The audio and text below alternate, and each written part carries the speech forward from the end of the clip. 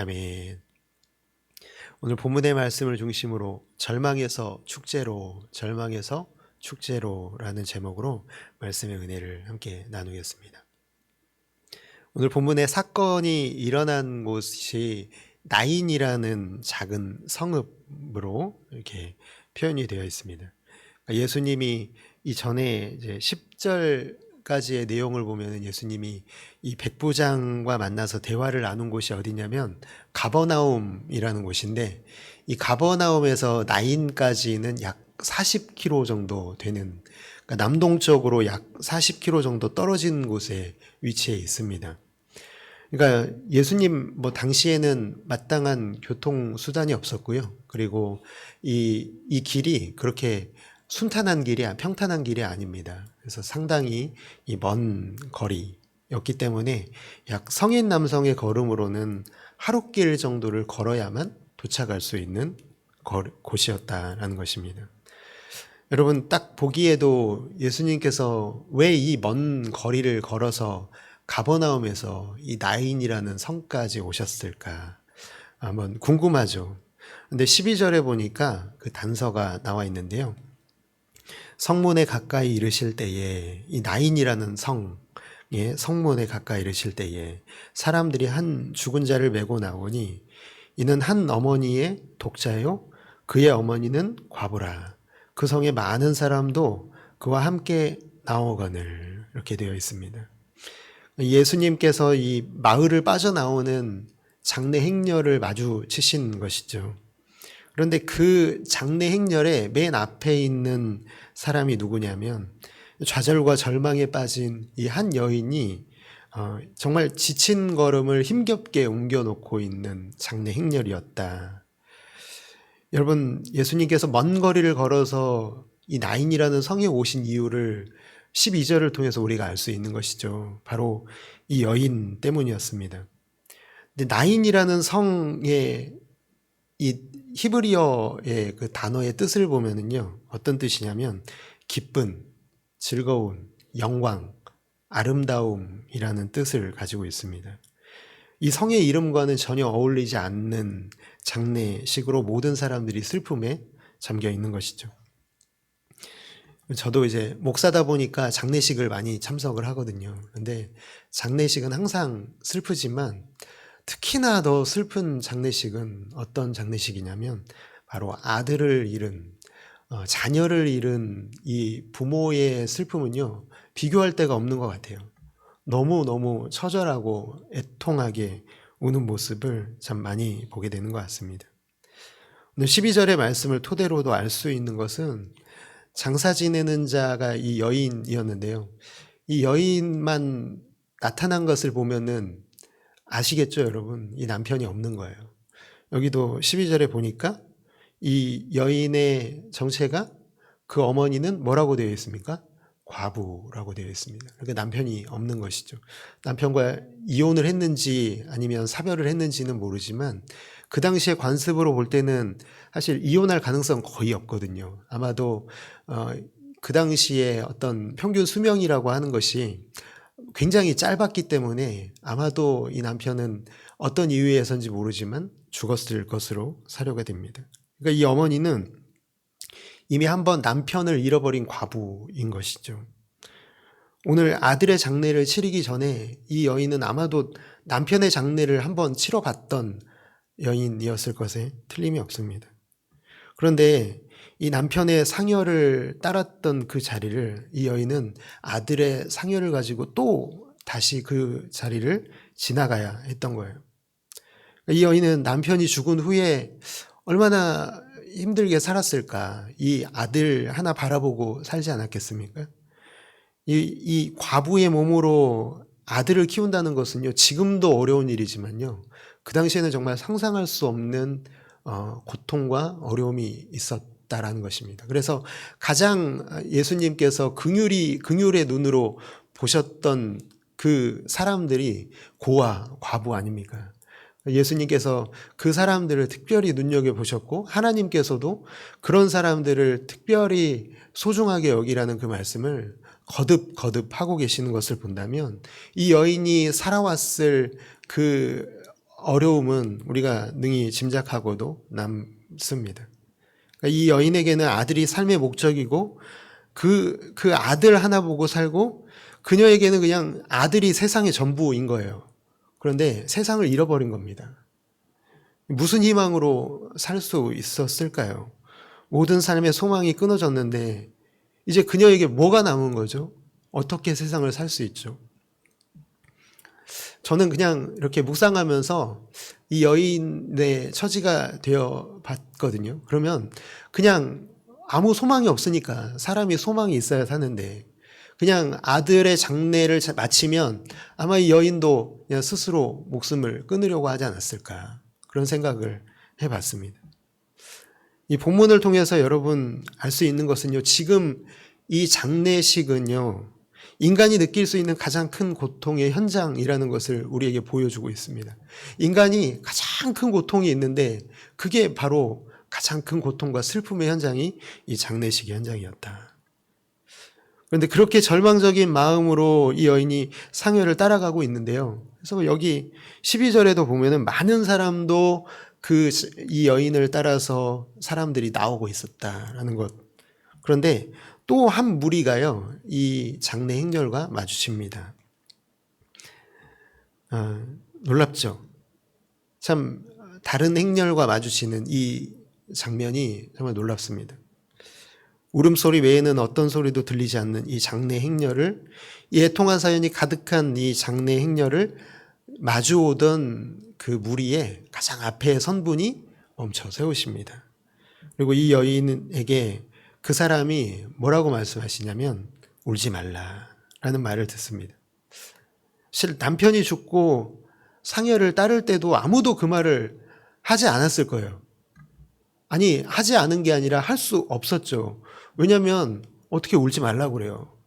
이런 슬픔의 상황에요. 누구도 감히 이런 상황에서 울지 말라는 말을 할 수가 없어요. 왜냐하면 이 상황은 울어야 마땅한 상황이었기 때문에 그래요.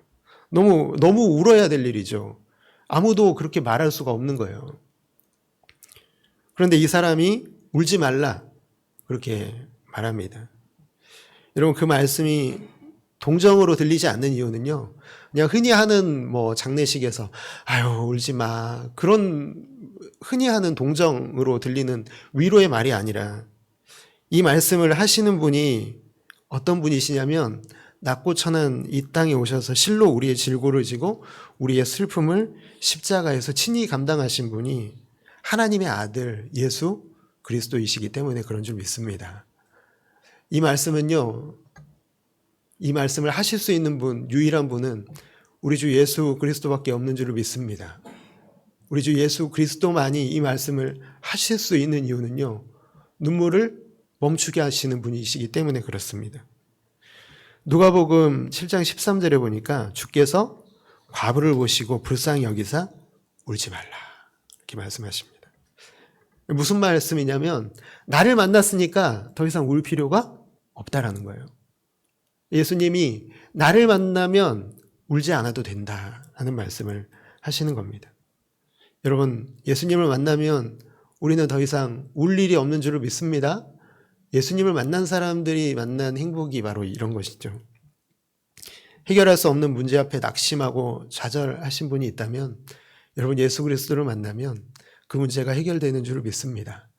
우리의 삶에 아무리 울 일이 가득해도 예수님을 만나면 그 울음을 그칠 수 있는 것은 예수님만이 그 눈물을 그치게 할 수 있는 분이시기 때문에 그렇습니다.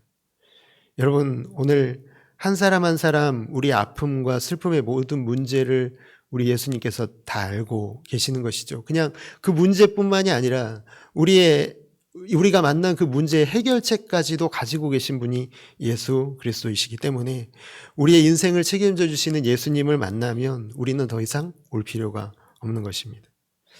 예수님께서 여인에게 울지 말라 말씀하시고요. 그 다음에 어떤 행동을 취하시냐면 관으로 가까이 가십니다. 그리고 이렇게 손을 대시죠.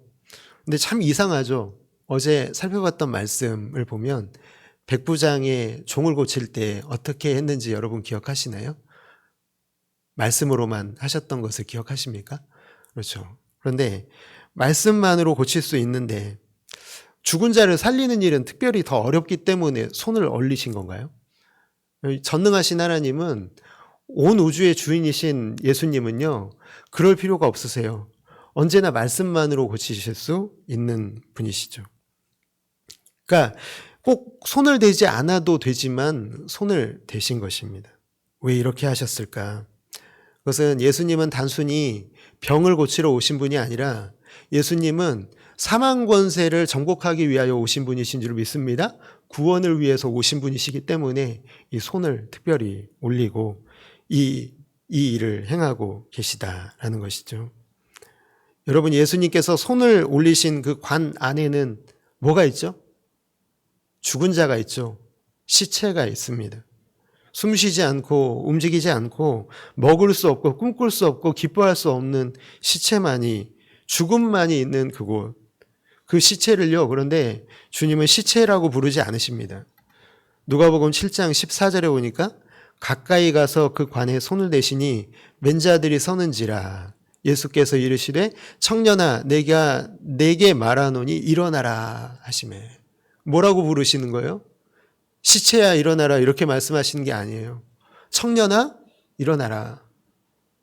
마치 처음부터 죽지 않았던 사람, 잠들었던 사람 깨우는 것처럼 청년이라고 부르십니다. 마치 조금 전에 잠든 사람 깨우듯이 일어나라 그렇게 말씀하십니다. 저는 이 말씀을 읽으면서 예수님의 음성이 너무 따뜻하게 들렸던 것 같아요. 우리의 인생을 일으켜 세우시는 우리 주님의 음성에 애정이 듬뿍 담겨 있는 거죠. 우리의 인생이 절망 가운데 있을 때 청년아 일어나라. 우리를 향한 하나님의 말씀인 줄을 믿습니다. 우리를 회복시키시고 우리를 일으켜 세우시는 말씀. 여러분, 우리 인생에도 정말 울 수밖에 없는 일들이 너무 많죠. 숨쉬고는 있지만 생명의 기쁨을 느끼기는 힘들 때도 있었고, 꿈은 있지만 꿈꿀 수 없었던 순간들이요. 수많은 사람들 속에 있어도 내 인생이 너무나 외로워서 정말 외로움에 몸부림쳤던 그런 모습이 우리의 모습이었음을 부인할 수 없죠. 그때 이 말씀을 들으면 그 말씀이 우리에게 위로가 되는 것이죠. 청년아 일어나라. 그 말씀에 죽은 자가 다시 살아났습니다. 여러분, 그 죽은 자가 다시 살아났을 때 그 어머니에게는, 이 과부에게는 아들이 다시 살아났을 때 그 어머니가 얼마나 기뻐했을까요? 너무나 말로 할 수 없는 기쁨이 있었겠죠. 그냥 세상을 다시 찾은 겁니다. 큰 기쁨이죠. 이 장례가 인생이 느낄 수 있는 가장 큰 고통의 현장이었다면요, 지금 예수님이 다시 죽은 자를 살리신 이 현장은 어떤 현장이냐면 인생이 누릴 수 있는 가장 큰 기쁨으로 바뀐 줄을 믿습니다.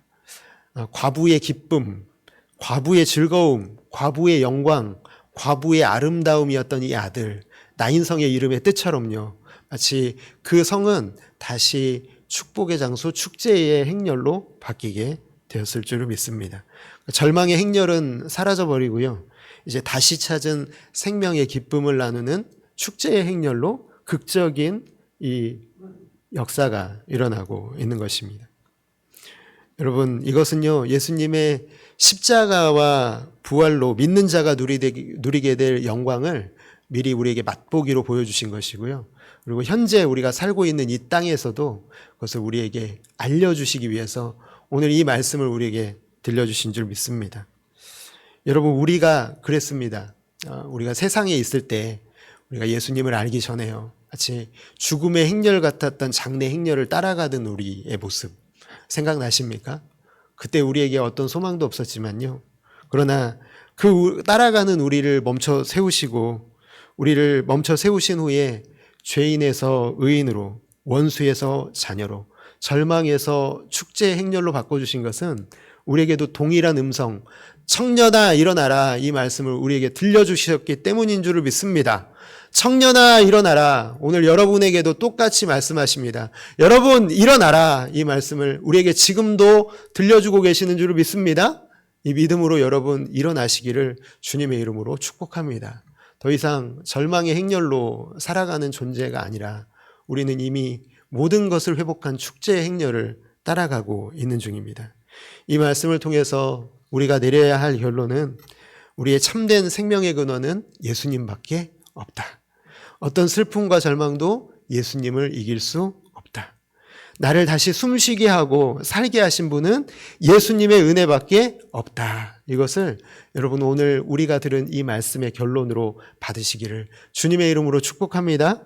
누가복음 7장 16절의 말씀을 보니까요. 모든 사람이 두려워하며 하나님께 영광을 올려 이르되 큰 선지자가 우리 가운데 일어나셨다 하고 또 하나님께서 자기 백성을 돌아보셨다 하더라. 이 기적을 본 사람들의 고백이 이랬다는 거예요. 주께서 자기 백성을 돌아보셨다. 정말 맞죠. 임마누엘의 이 성취를 경험하고 하나님께 영광을 돌리고 있습니다. 여러분 오늘 저와 여러분 가운데도 주님이 함께 하시는 줄을 믿습니다. 임마누엘의 역사가 지금 우리와 함께 지금 우리 이 자리에도 똑같이 일어나고 있는 줄을 믿습니다. 오늘 주님이 나와 함께 하신다. 오늘 이 말씀을 믿으셔서요. 이 사실을 믿고 세상으로 나아가서요. 우리를 쓰러뜨리려고 하는 절망의 현실이 우리를 덮쳐올 때 이 음성 청년아 일어나라 이 말씀을 꼭 기억하시기를 주님의 이름으로 축복합니다. 이 말씀을 이 음성을 듣고 일어나면 우리의 삶은 장래 행렬이 아니라는 사실을 깨닫게 될 것이고요. 이미 우리는 축제 행렬 가운데 행진하고 있다는 것을 다시 발견하게 되실 줄을 믿습니다. 오늘 하루 온전히 우리 생명의 주인 되시는 이 세상의 주인 되시는 예수님께만 맡겨드려서 기쁨과 감사가 가득한 우리 모두 행복한 그리스도인으로 살아가시기를 주님의 이름으로 축복합니다. 오늘 들은 말씀 위해서 기도해 주시기